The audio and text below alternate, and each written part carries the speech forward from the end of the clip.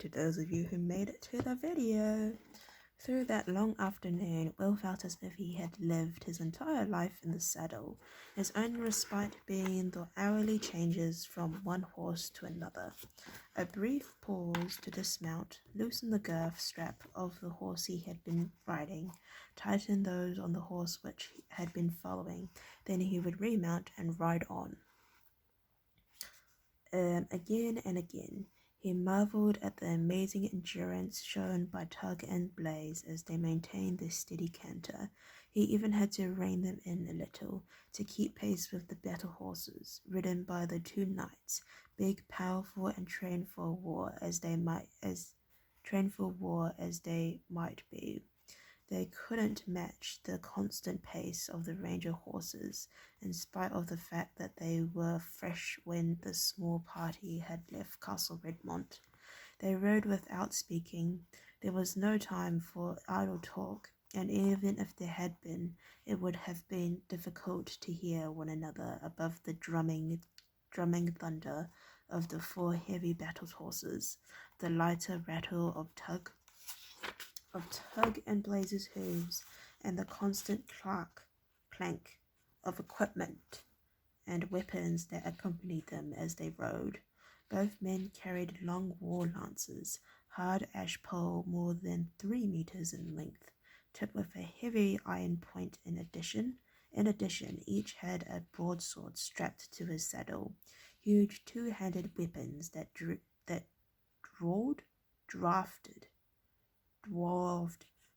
the swords that they normally wore in day-to-day use, and Rodney had a heavy battle axe slung at the rear right pommel of his saddle. It was the lances on which they would place greatest trust.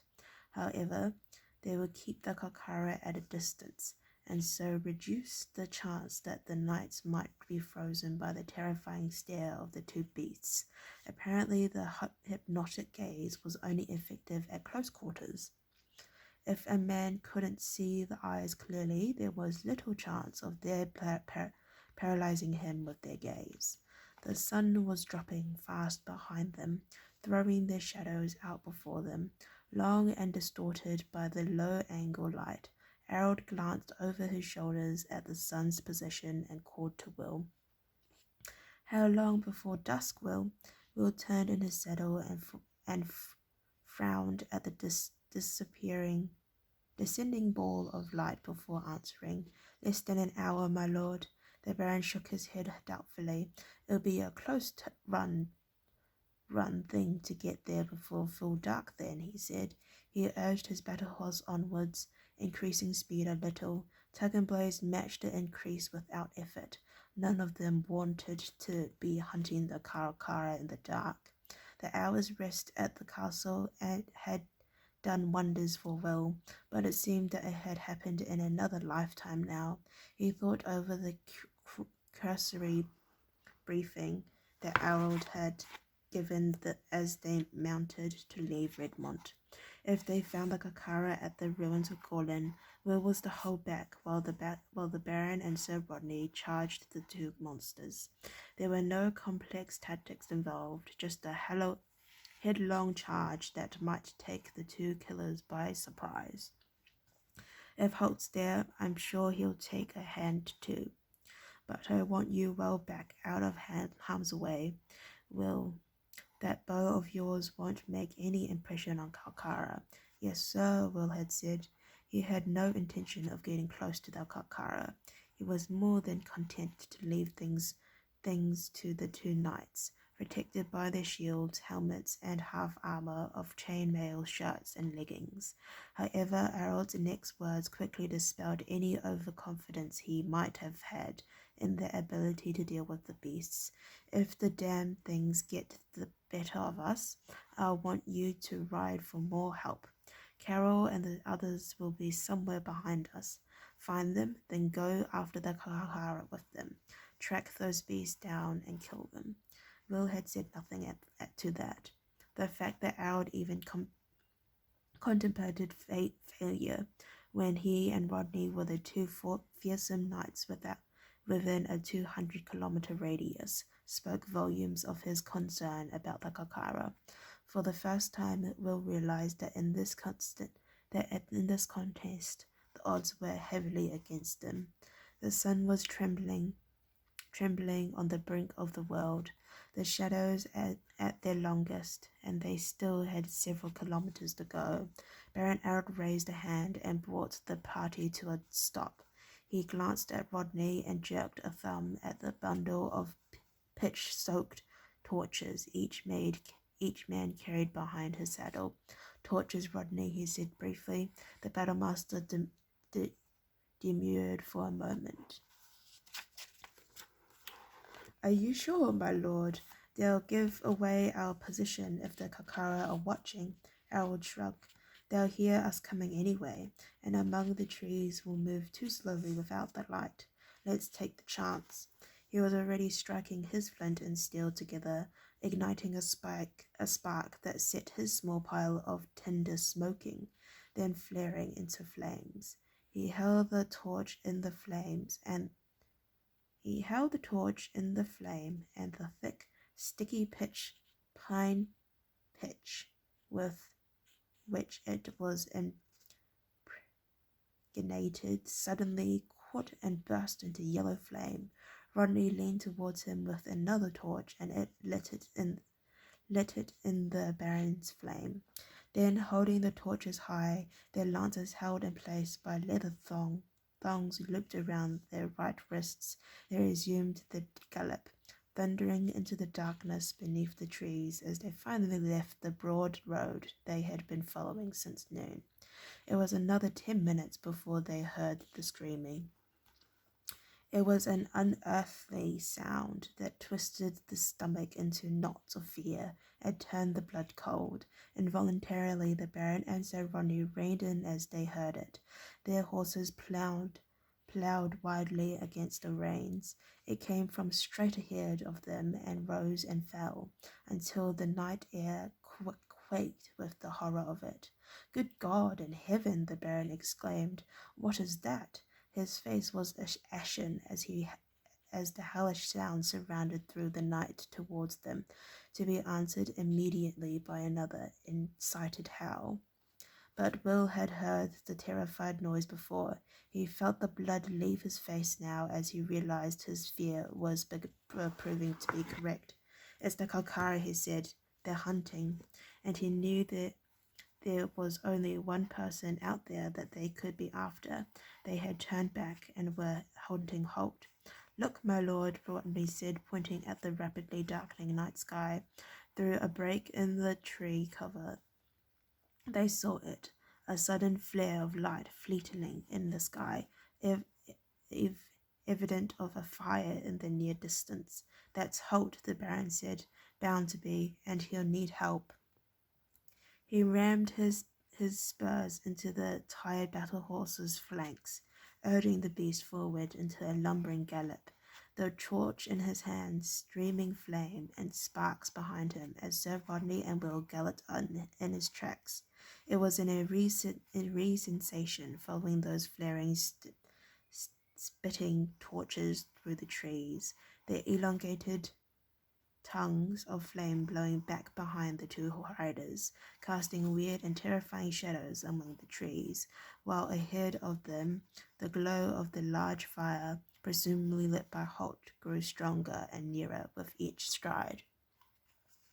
They broke out of the trees with virtually no warning, and before them was a scene from nightmares. There was a short space of open grass, then the ground beyond was little of tumbled rocks and boulders, giant pieces of masonry, still held together by mortar, lay scattered on their side and edges, something half buried in the soft grassy earth. The ruined walls of Castle Gorlan surrounded the scene of those sides, now nowhere rising to more than 5 meters in height. Destroyed and cast down by a vengeful kingdom after Mortag had been driven south to the mountain of rain and night. The rustling The resulting chaos of rocks and sections of tumbled wall was like the playground of a giant child, scattered in all directions, piled carelessly on top of one another, leaving virtually no clear ground at all. The whole scene was illuminated by the leaping, twisting flames of a bonfire some 40 meters in front of them, and beside it a horrific figure crouched, screaming hatred and fury, plucking uselessly at the mortal wound in its chest that had finally brought it down. Over 2.5 meters tall, with shaggy, matted scale-like hair covering its entire body, the Kakara had long, talon-clad arms that reached to beneath its knees. Relatively short, powerful hind legs gave it the ability to cover the ground at a deceptive speed in a series of leaps and bounds. All of this the three riders took in as they emerged from the trees. But what they noticed most was the face, savage and ape-like, with huge yellowed canine teeth and red glowing eyes filled with hatred and the blind desire to kill. Their face turned towards them now, and the beast scampered, screamed, challenged, tried to rise, and stumbled back into a half-crouch again. "What's wrong with it?" Rodney asked, reining in his horse. Will pointed at the cluster of arrows that protruded from its chest. There must have been 8 of them, all placed within a head's breadth of each other. "Look," he cried, "look at the arrows!" Holt, with his uncanny ability to aim and fire in a blur of movement, must have sent a volley of arrows, one after the other, to smash into the armor-like matted hair, each one widening a gap in the monster's defense until the final arrow had penetrated deep into its flesh. Its black blood ran in sheets down its torso, and again it screamed its hatred at them. "Rodney," yelled Baron Eld, "with me now!" Dropping the lead rein to his spear horse, he tossed the flaming torch to one side. Couched his lance and charged. Rodney was a half a second behind him, the 2 battle horses thundering across the open space, the Kakara, its lifeblood saturating the ground at its feet, rose to meet them, in time to take the 2 lance points, one after the other, in the chest. It was all but dead. Even so, the weight and strength of the moment checked the onward rush of the battle's masters. They reared back on their battle horses. They reared back on their haunches as both knights leaned forward in their stirrups to drive the lance pointed home. The sharp iron penetrated, smashing through the matted hair. Then the force of the charge drove the Kakara from its feet and hurled it backwards into the flames of the fire behind it. For an instant nothing happened. Then there was a blinding flash and a pillar of flame that reached them 10 meters into the night sky, and quite simply the Kakara disappeared. The 2 battle horses reared in retreat, Rodney and the Baron only just managing to retain their seats. They backed away from the fire. There was a terrible reek of charred hair and flesh filling the air. Vaguely, Will remembered Holt discussing the way to deal with the Kakara. He had said that they were rumored to be particularly susceptible to fire. Some rumor, he thought heavily, trotting Tug forward to join the 2 knights. Rodney was rubbing his eyes, still dazzled by the enormous flesh. "What the devil calls that?" he asked. The Baron gingerly retrieved his lance from the fire. The wood was charged and the point blackened. It must be the waxy substance that mats their hair together into that hard shell, he replied in a wondering tone of voice. It must be highly flammable. Well, whatever it was, we did it, Rodney replied, a note of satisfaction in his voice.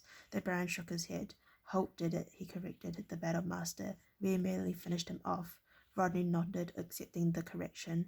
The Baron glanced at the fire, still pouring a torrent of sparks into the air, but settling back now from the huge explosion of red flame. He must have lit this fire when he sensed they were circling back to him. It lit up the area so he had light to shoot by. "You shot all right, Sir," Rodney put in. "Those arrows must have all struck within a few square centimeters." They looked around, searching for some sign of the ranger. Then below the ruined walls of the castle, Will caught sight of a familiar object. He dismounted and ran to retrieve it, and his heart sank as he picked it up. Holt's powerful longbow smashed and splintered into 2 pieces.